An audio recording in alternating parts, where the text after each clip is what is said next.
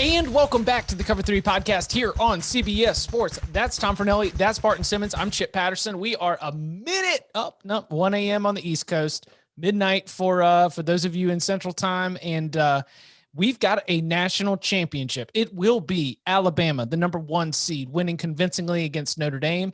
It will be Ohio State, the number 3 seed, just winning very convincingly against Clemson, 49-28.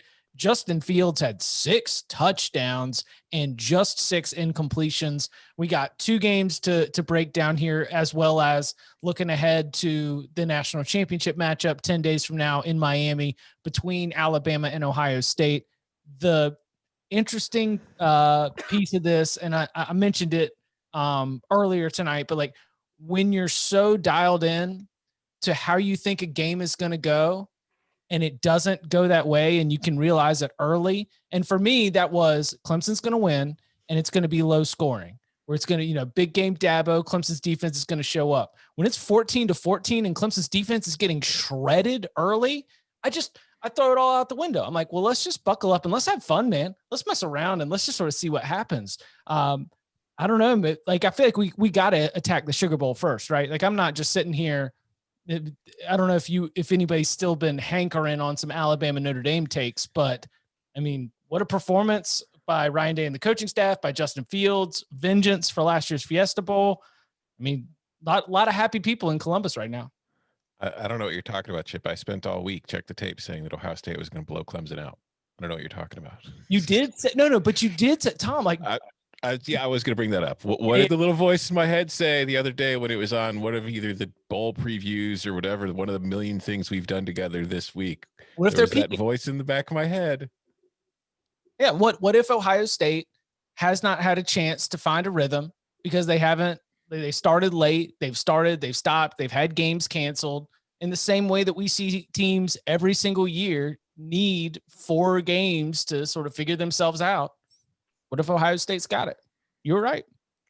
I wasn't right. The little voice at least was dialed into something that seemed to play out, at least to my eyes. Yeah, no, it was. I mean, I thought that the way that game started, it was going to be another blowout. But I just didn't think it was going to be the blowout that we saw, because like Clemson came out on fire. Like they got the ball to open the game and just marched right down the field on them and made it look really, really easy. And it was just like, uh-oh, because we've seen Ohio State's defense have problems all season long. And then for them not to have Zach Harrison, to find that out shortly before the game, thinking, well, that's going to impact the pass rush. And then to see Clemson just put together that opening drive, my initial reaction was, it's going to be a long night for the Buckeyes defense. Yeah. I mean, I had the wrong read on this game, for sure. And yet, so like now that Ohio State has won and the way they've won, and that we're going to have Ohio State, Alabama national championship game, I'm glad that's the way it happened. I know we're not supposed to root for teams, but that's more intriguing to me. Okay, Ohio State has found something here. Like Ohio State, like you said, Tom, has sort of found a rhythm here at the last possible moments. Ohio State and Alabama are the most talented teams in the country this year. Like that, those are the 2 teams that are supposed to be here. And even I promise you, I'm not trying to like just distill this down to like who's most talented, but like, well, that'd be Georgia, who needed a 53-yard field goal to beat Cincinnati on Friday. Right. Yeah. But even the Georgia is most talented argument, which is the 24/7, the composite, I guess, has Georgia won. Yeah. But even that's driven by their freshman class right now. Like the most talented teams that have come of age right now are Ohio State and Alabama. I mean, Alabama's 2017 recruiting class, which is the best recruiting class of Nick Saban's entire tenure, is the one that's driving this roster right now. Like the surge in recruiting over the last few years under Ryan Day is what's driving this Ohio State roster right now. My point being is just like, awesome. Okay. Like, and even Clemson, as good as Clemson is, they're the reason that this is the most talented Clemson team of all time is because this freshman class is the most highest rated class of all time. So I'm just excited that yes, Ohio State has just found it late in the year. Justin Fields is clicking. The receivers are sick. the defensive line played out of its mind, and now they're going to go play Alabama. And it feels like they can play with Alabama. I think the line's 7.5 or something like that. I don't know, like that. Ohio State looks like they can play with Alabama. And I feel like this was such a great night for Justin Fields, not just because, I mean, the numbers that he put up, obviously 385 yards, 6 touchdowns, Sugar Bowl record, Ohio State Bowl record. It's that because if we think about how his season has gone and we think back to the offseason where it was, all right, Trevor and Justin, the top 2 players in the country, the 2 Heisman favorites, the 2 guys that are probably going to be the first 2 picks in the draft. And then the Big Ten season was just kind of all messed up. Trevor started on time, played well, got COVID, missed a few games, came back, played really well, kept playing well, and absolutely nothing went wrong for him all year. His stock stayed perfect. Meanwhile, Justin Fields was kind of on the sideline while guys like Mac Jones had terrific seasons. Kyle Trask was putting up ridiculous numbers. Zach Wilson was putting up ridiculous numbers for BYU. And suddenly the conversation turned into, is Justin Fields even the second best quarterback in the country? And we saw that when they started the season, he played really well in Ohio State's first 3 games. He wasn't putting up like 500-yard and 5 touchdown games, but he was being Justin Fields. He wasn't screwing up. He was completing like 85% of his passes. And then they had their one game against Maryland canceled.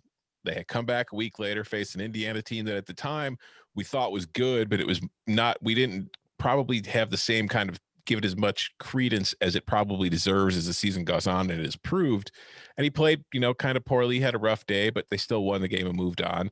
Another game's canceled, comes back against Michigan State, balls out despite missing most of his offensive line, but then another game's canceled, has to face Northwestern defense that today, we saw shut down Auburn completely for the most part, and has proved to be one of the best defenses in the country all season long.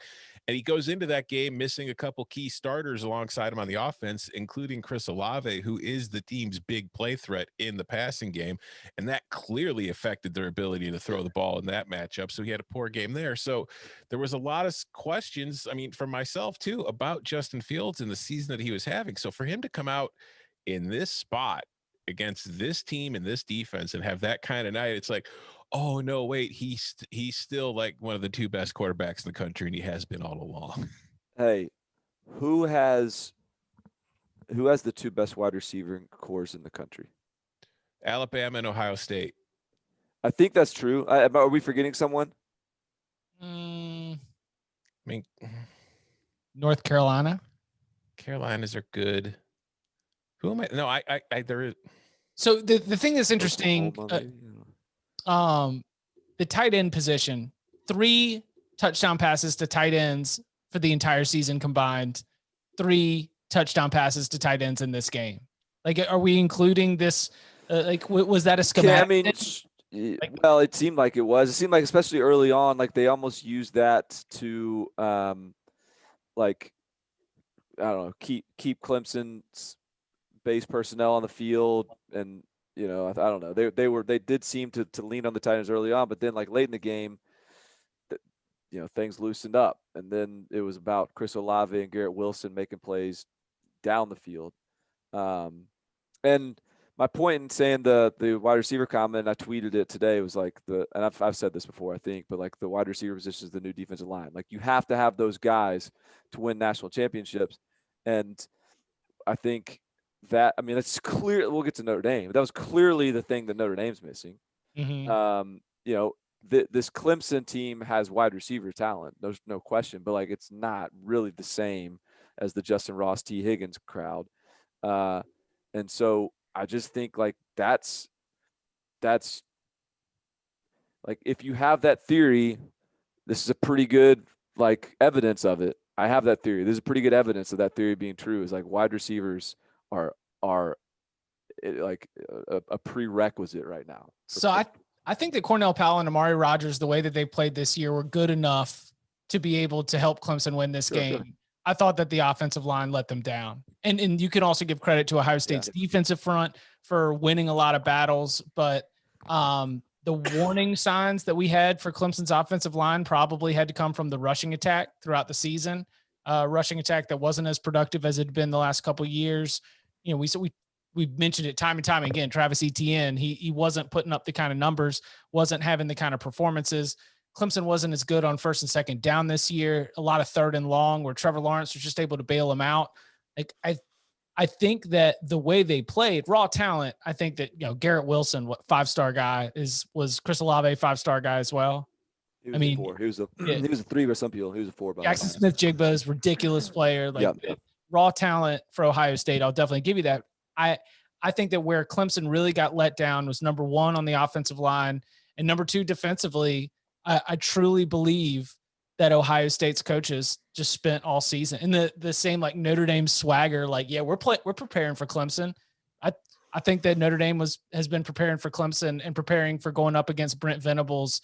And this has been something that's been going on for a very, very long time. So it's like the defense was on its heels, something we're not used to seeing. The offensive line probably was masked a lot by the greatness of Trevor Lawrence. And when it went up against Ohio State team that was prepared and really good and solid on the defensive front, got a little bit exposed, man. It just, even though the final score was 49-28, and like you mentioned, Tom, right out the gate, they were just cooking. Hey, maybe that's Tony Elliott's absence too. Also, once you go off script and the offense kind of gets lost in the wilderness, but it had a lot of feels of the feeling of inevitability was like playing Alabama in the Sugar Bowl semifinal a few years ago. We were just like, well, except instead of Clemson's never going to score, it was like, well, Clemson's not going to stop Justin Fields from scoring. Like, it's just not going to happen. I don't know if Trevor Lawrence is going to be able to get to 35 or 42, but Ohio State's going to have more. And that feeling of inevitability,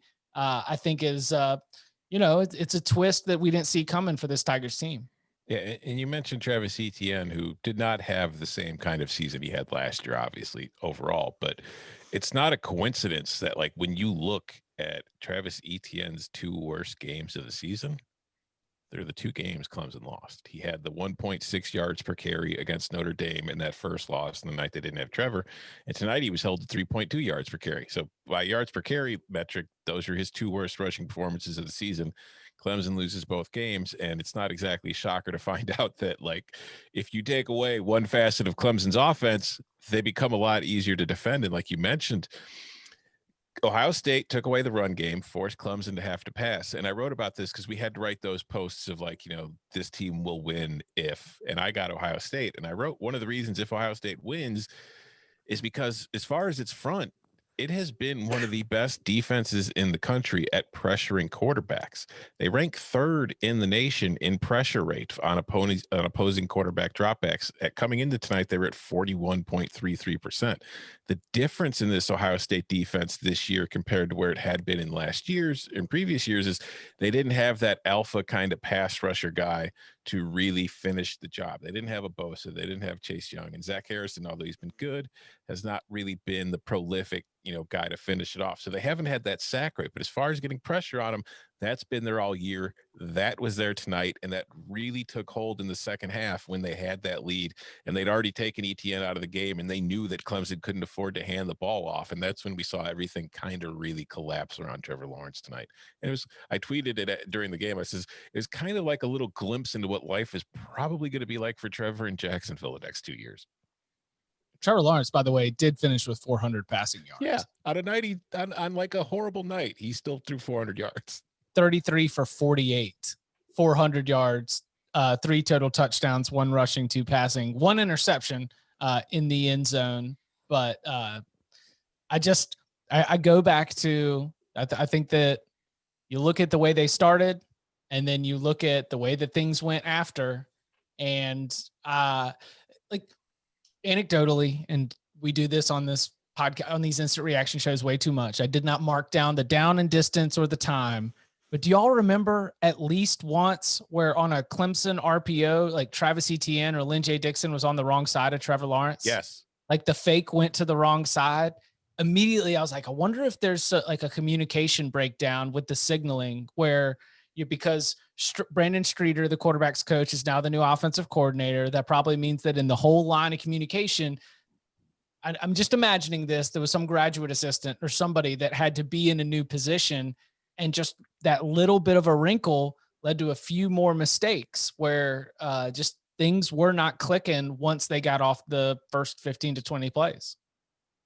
Yeah, it did just feel like Clemson was just missing something. Just all night long, it just felt like a little bit of a different team. Like it was on its heels, offensively and defensively. It felt like it was. Ohio State was the aggressor. We're so used to seeing Brent Venables dictate defensively as well. And I know you're talking about offense and no Tony Elliott, but you don't see Brent Venables defenses like, especially like even early in the game. There was a couple of times when like there was a lot of like miscommunication defensively, and they weren't even getting lined up right. And it was just it was kind of a sloppy performance by Clemson standards. And it's felt like Ohio State's been the one where something's been missing most of the year, and then in this game things just were tightened up. They had ironed it out, and I do think that the motivation over the course of the week from Dabo Swinney's talking smack stuff, I don't think that probably made that much of a difference. But I think that I do think that a calendar year of motivation, looking at one score, like I think it was in the locker room. They had the Fiesta Bowl score in the locker room. Like we've seen it before in the playoffs. Like wasn't it? What was it? Like the Clemson team that was kind of playing okay all year, and then like when it got to the championship against Alabama, like they rolled them because of that motivation factor. And like I think that matters. Yeah, I don't think I think once you get on the field, that stuff probably doesn't matter anymore. But it matters in the lead up to it. Yeah, that's what I'm saying, in the prep, because like there was a quote from Urban Meyer. I can't remember if it was today or yesterday. It was like a pregame show. And he said that, he talked to, well, he didn't say who he talked to, but I think we can figure out who he talked to. He said that he was told that after the comments from Dabo about putting them at number 11, he said he was told that Ohio State had its 3 best practices over the next 3 days. And I think that it clearly had some kind of impact. And like you said, I mean, they've had the proper motivation all year from last year's game, but I think it was just another kind of nudge going into the game, just little bit of more gasoline on the fire. And it's weird because when we think about like Dabo Swinney and his whole approach at Clemson over the last few years, where it's constantly been Clemson is the one getting disrespected. Like last year when they started the year at number 1, they were undefeated, but they'd fallen in the polls, and these, the whole little old Clemson, nobody believes in us and all that kind of stuff. That's what, like Barton, you said that when he was doing all this, it only made you more convinced that he was going to wax Ohio State. And I didn't disagree with it, but at the same time, I was just wondering, I thought like maybe it wasn't the best approach, in that you're kind of going against what you've always done to begin with, whereas now you've put Clemson into the role of being the big bad bully, and Ohio State is the little, the little school, the little underdog, and it kind of took away Clemson's ability to fit the role, or at least play the role that it's used to playing. And I wonder, I can't help but think, not deciding the game because it was a 21-point game, but I can't help but think that played some kind of factor in the preparation. And then you mix in Tony Elliott not being there to call plays, and it was just too many things working against Clemson. And I also think we can't overlook, Nolan Turner wasn't able to play in the first half, and then James Skalski gets ejected for targeting, and he's not there in the second half. So like, you spend your first half without the leader of your secondary, and then you spend the second half without your captain and your middle linebacker. And I think that definitely played a role into some of the miscommunication and problems that Clemson was having defensively. Xavier Thomas was unavailable to play, has not played in a couple games, and KJ Henry also left the game with an injury. There were some players that were like 2012, 2013 Clemson that were out there. Like Clemson is upgraded to the point where it doesn't need some of those good program guys, some of those good locker room guys, the good fit for us. But they had a lot of good fit guys out there on the field against an Ohio State team that was cooking, and they were clearly overmatched. I thought it was big brain Dabo that was talking all that noise and chirping because big brain Dabo knew he was going to roll up Ohio State. It wasn't big brain Dabo. It might have just been pouty Dabo, pissed off he had to play these guys because they were so damn good. Yeah, that's Tom said he wanted Texas A&M in the playoff because he thought that's a way better. I'd rather play Jimbo than have to face angry Ryan Day right now. All right, any before we hit the break and start to get into not only Alabama's win against Notre Dame, but even more of sort of what we're looking at as we spin it forward. Anything else? Lingering thoughts on Clemson, Ohio State? Trey Sermon has made a huge difference. Like Justin Fields is obviously the story of this game and the way he played, but Trey Sermon, the last 3 games, so like he didn't have a single 100-yard rushing game in their first 4 or 5. I can't remember. They've played 7 games. So in their first 4 games of the year, but he's had 100 yards rushing at least in 3 straight games, including like over 300 against Northwestern in the Big Ten title game. And I think that has played a huge role in this Ohio State offense kind of finding its groove, because early in the year when they weren't running the ball consistently, it was much easier to defend them. And it's like I was talking about with Clemson, with Ohio State taking Travis Etienne away. When you're one dimensional on offense, you're much simpler to defend. Now defenses have to respect Trey Sermon in that run game, which is giving Justin Fields more latitude to do what he does best. And he's not being asked to run as often as he had been earlier in the year. And now this is an Ohio State offense that has Olave stretching the field vertically, has Garrett Wilson being Garrett Wilson, has a legit running threat in Trey Sermon, and has Justin Fields, and is a nightmare to game plan for. Coming up on the other side, we look at Alabama, which seemed to dominate but did not cover against Notre Dame, and we spin it forward for the national championship game, Ohio State, Alabama, January 11th in Miami. Next. I love the way that Alabama's game ended for Nick Saban. I really do. He's got a lot to be angry about. He has so much to be angry about. That's exact. Well, we couldn't run the ball well. And, we were trying to take the air out of the game, and we just couldn't run the ball well. And we couldn't execute on the defensive side of the ball. Yeah, he was getting the shoulders. He was getting the hibachi hands going on. I mean, he's fired up about the shortcomings for Alabama in a game that, like, if college football worked the way boxing did, the knockout blow was way earlier. You just had to keep playing the full 60 minutes. I mean, there was never going to be a spot where Notre Dame was going to win this game. Notre Dame spent 8 minutes trying to play keep away from Mac Jones and Devonta Smith. And then after that 8-minute drive, they went back and scored in 2:21. The first 3 touchdown drives for Alabama took less time than Notre Dame's laborious 15-play, 75-yard drive that even required a 4th and goal conversion. Everything looked difficult for Notre Dame. Everything looked difficult, and everything looked easy for Alabama. Again, Notre Dame covers. Shout out to us on just the principle that's too many points play, because once again, the back door was kicked down on Alabama for the second time in a semifinal after setting the record. But I just saw a lot of confirmation that Alabama is the best team in the country. So I know that we get on here and we're supposed to be talking about the games, and sometimes what I end up talking about is like critiquing the critiques and like commenting on the commentary. Oh, the narratives were running wild during this one.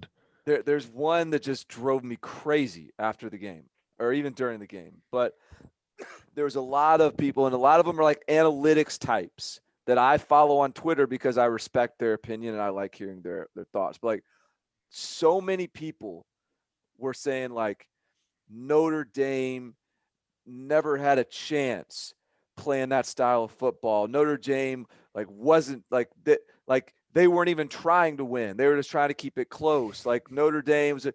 I just want to scream at them like, what did you want Notre Dame to do? Like, do you want Notre Dame to go like tempo and just start chucking it down the field to their nobody wide receivers? Like there is only one way Notre Dame can win this game. Yes. And it's the way they played it. They held Alabama to 31 points. And I know the reason they held Alabama to 31 points is because they tried to possess the football. And I know that Alabama reeled it in a little bit second half. It wasn't some defensive like lockdown, but like there's only one way Notre Dame can beat this Alabama team, and it's not by doing what Ole Miss does. Yep. So like, yes, Alabama is ridiculous. Like it is a ridiculous team, and Notre Dame was not good enough. But what happened tonight against that Alabama team does not mean Notre Dame wasn't still the fourth best team in the country. Like, it doesn't. Notre Dame can be the fourth best team in the country, can be in a healthy spot. Brian Kelly cannot deserve criticism for being the fourth best team in the country and just have lost to a team that might be one of the best college football teams we've ever seen. Like, it was a little bit of a frustrating narrative to listen to. Yeah, Notre Dame's the fourth best team in the country in a sport with 3 teams, pretty much, is the way that you could look at it. And it's the narrative that drove me nuts, was that, when Alabama jumps out to the 14-0 lead, and it's like, see, Notre Dame didn't deserve to be here. Notre Dame's always getting its butt kicked in big games. They're horrible, blah, blah, blah. And it's like, they were down it was 21-7 at halftime. And yes, Alabama did take its foot off the gas a little bit in the second half, but at the same time, Nick Saban's going to be pissed off that his team only won by 17. So it's not like they were just kneeling and running the ball out. Notre Dame's defense did have something to do with slowing them down a little bit. But Clemson, a couple hours later, gets completely waxed by Ohio State, and nobody's talking about how Clemson didn't deserve to be there when Clemson earlier this year lost to the same Notre Dame team that lost to Alabama today. And it's just, I understand that Clemson is obviously built up a lot more cred by winning national titles and getting to the playoff every year. It's just, it drives me insane that when we're halfway through a football game making declarations about, oh, this proves that this team didn't belong to be here. Alabama, this is the lowest scoring output Alabama has had in a game in 2 years. 2 years? I knew it was this year. I didn't know it was in 2 years. They had scored 35 points or more in 25 straight games, and Notre Dame held them to 31. And again, some of it was Alabama taking its foot off the gas, but still, that was Notre Dame's strategy, because it's just like you're saying, Barton, this is Notre Dame wasn't going to come into this game trying to beat Alabama 55-52. There was no way that Notre Dame could do that, because that is not how Notre Dame played to get to the game. And that's okay. Yeah. It's okay to have different styles of winning. Yeah. Their best bet was try to limit Alabama's possessions as much as possible and hope that you could take advantage of mistakes, or at least create something and stay in the game and be in a position in the fourth quarter to at least have a chance to compete. It didn't work. It rarely works for anybody against. But you know what? They had a chance. There was a point in the second half when it was I think it was 31-14. And I think Notre Dame had the ball with a chance to cut it to 10. Maybe it was at one point they had a chance to cut it to 14 or something. Yeah, that was in the third. Yeah. In the third. And so and that doesn't look, I don't think they were ever I'm not trying to say that they were ever threatening to win that game. But the way they played it was all about that, was to just hang around and just be a possession away and just, suddenly get a turnover, and then who knows? That that is the way that Notre Dame beats Alabama. And that's okay, because Ole Miss's way of trying to beat Alabama is they were never going to beat them either. It was just different. So Brian Kelly has a point in the college football playoff era that the teams that he faced were juggernauts. That there's no gap between, Notre Dame and being one of the elite programs or one of the elite teams during a particular season. It's just the Clemson team in 2018 was a juggernaut. And I believe that the Alabama team here in 2020 is an absolute juggernaut. It is also true that an entire lifespan of a Notre Dame player has come and gone since Notre Dame won a big bowl game. Winless in the BCS bowl games, winless in New Year's Six, winless in college football playoff. That is, if we're going to give Alabama or an LSU or an Ohio State or a Clemson now or a Florida State, back in the day, credit for, what you have earned based on previous year's success, the Notre Dame's going to carry with it. So I don't know if y'all heard Brian Kelly in his post-game press conference. He was furious. He was like, are you kidding? He was like, we were there. To your point, Barton, he said, they made terrific plays on the perimeter. And that's what he kept coming back to. He said, they beat us on the perimeter. They have the most outstanding player in college football. They've the AP player of the year. he made awesome plays. They threw screen passes to Devonta Smith. He turned them into 26-yard touchdowns because they've got elite wide receiver play. And I think that Brian Kelly believes that they were physical enough in the trenches, that they played it for the most part the way they wanted to. They just didn't have the talent on the outside. And he said, and I thought this was interesting, he said, we're going to continue. Have y'all heard him say, keep banging it? That's been his phrase. He's like, we're going to keep banging it. We're going to keep recruiting, and we're just going to keep showing up. And it reminds me, like, as we're making the pivot to college basketball season, I know I'm speaking some foreign stuff to you, Barton, but like when a coach is like the best coach without a Final Four, it lingers. And the NCAA tournament is random. Like it is so unlikely, and the probabilities are crazy. And so when you get one of these like best coach to not make it to a Final Four, all of a sudden it sort of builds up. And it feels like that with Notre Dame, where I look at Notre Dame as a program, I look at the results on the field, and I say, you are one of the 4 or 5 best programs in all of college football as we sit here. Healthiest, the success you have to back it up. You haven't won one of these big games, but I only look at that with the same amount of reverence as a coach who hasn't made the Final Four. It just hasn't happened yet. You've been good enough to do it. Yeah, and it's like you mentioned, the big games in the BCS and the CFP era. Like if you look back at that 20 years from 1998 to 2018, they didn't deserve to be in a lot of those games. Like they were just Notre Dame. Yeah, they were Notre Dame, and they were BCS games, and it's not all that different from, we talk about with the playoff committee now, where it was like, well, they only lost 3 times. They're ranked. We could put them in the Fiesta Bowl against a team they're not quite as good as, and then they get their butt kicked. And in 2012, they deserved to be in the title game, but it wasn't because that was a one-team season. Alabama was far and away the best team in the country, waxed them. But since 2018, they got to the playoff. This is a different Notre Dame program. This is a team that belongs there. It has earned it. It is not to the level it needs to be if it's going to win the playoff, but it's not the same team that was getting waxed by Oregon State in a Fiesta Bowl. It is not even comparable to the state of the program then and now. Yes, there's a pre Brian Van Gorder Notre Dame, and there's a post Brian Van Gorder Notre Dame. Okay. We are in the post Brian Van Gorder era of Notre Dame. So stop throwing these pre Brian Van Gorder records at us. I agree. I think that Notre Dame is I think that they are close. I think Brian Kelly, I would be pissed off too. I get it. I would be pissed off too. But I guess we should probably acknowledge that Alabama's really good also in this. Yeah. Mm-hmm. They're awesome. Yeah. I mean, it is surgical. They only ran 55 plays in this game. Notre Dame ran 80.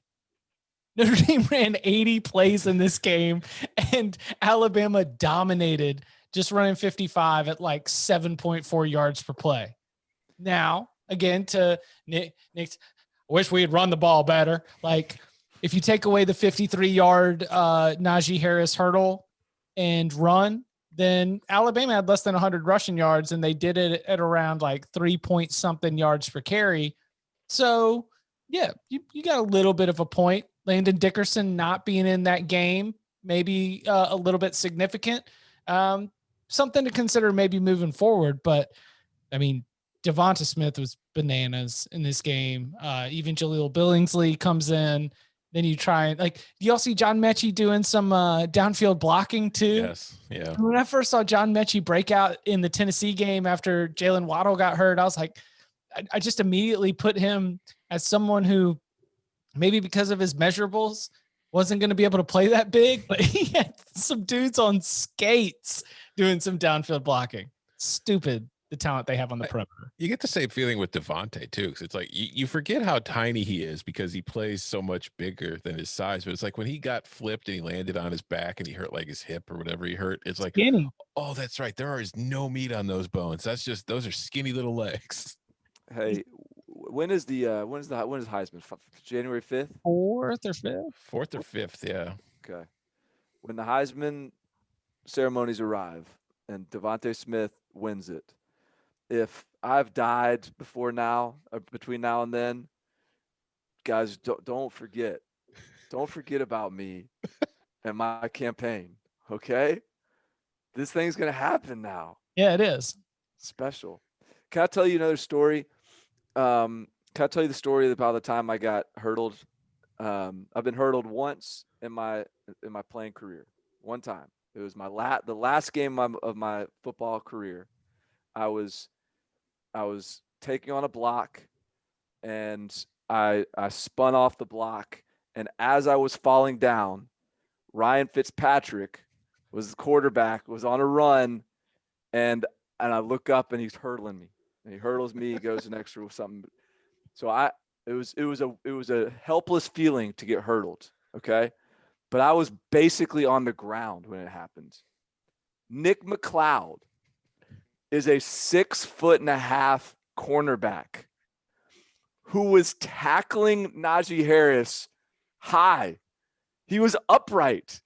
He was standing up, launching himself into another human being, and Najee Harris jumped over him. That's 5 yards away. 230 pounds of Najee Harris leaping in the air over Nick McLeod. And when he landed, did not break stride. The dumbest thing I've ever seen. This is the dumbest thing I've ever seen. That's the thing is when we're seeing these kinds of performances, you're like, oh, like even at the beginning, when it was 14-14 into the first quarter in Clemson, Ohio State, I said, well, I'm glad we get one good game here because Ohio State's going to blow the doors off of who knows, Ohio State absolutely could prove us wrong again. But coming off of the Rose Bowl and what we saw from just the individual performances in that game, I mean, what did Mac Jones do wrong? I don't think he made a single mistake. No. I think they're all good. I think like just look at that Najee Harris hurdle. All right. Now imagine seeing that happen and then thinking that Notre Dame lost that game because Notre Dame sucks. You know what I mean? It's like Alabama has players who do that. That's why Notre Dame lost. Incredible. All right. So Alabama, Ohio State. What are the storylines and what are the talking points? Like we'll have time to do matchups. Does Nick Saban have a coaches poll ballot? Because we got to know where he put Ohio State. Oh, this is going to be the story. Fifth. I know it. It's fifth. No, because the only coaches to put Ohio State not in the top 4 of their final coaches poll ballot, obviously Dabo's at 11, but Saban had him at 5, Kirby had him at 5, and one more SEC coach had him there at we go. 5. Ohio State by 21. There we go. I wonder if fifth is going to be enough bulletin board material for the Buckeyes. If you're Ryan Day, do you put Clemson at 11 on the final ballot? No, Day's bigger than that. He ain't petty like that. He's too smart. I would. I don't care. I feel like I would put it at 11. I would take a picture of it. I'd put it on my Instagram. I'd put it on Twitter, and then I'd send it in. Yeah. I think that this is, like I said at the start of this, I think at the beginning of the season, I would have said this is the matchup we want. As the season progressed, this would not have been the matchup we wanted. But now that we're here with the way Ohio State played tonight, I think this is once again the matchup that we deserve. He is Barton Simmons. You can follow him on Twitter at Barton Simmons. You can follow him at Tom Fornelli. You can follow me at Chip_Patterson. We will be back on Monday.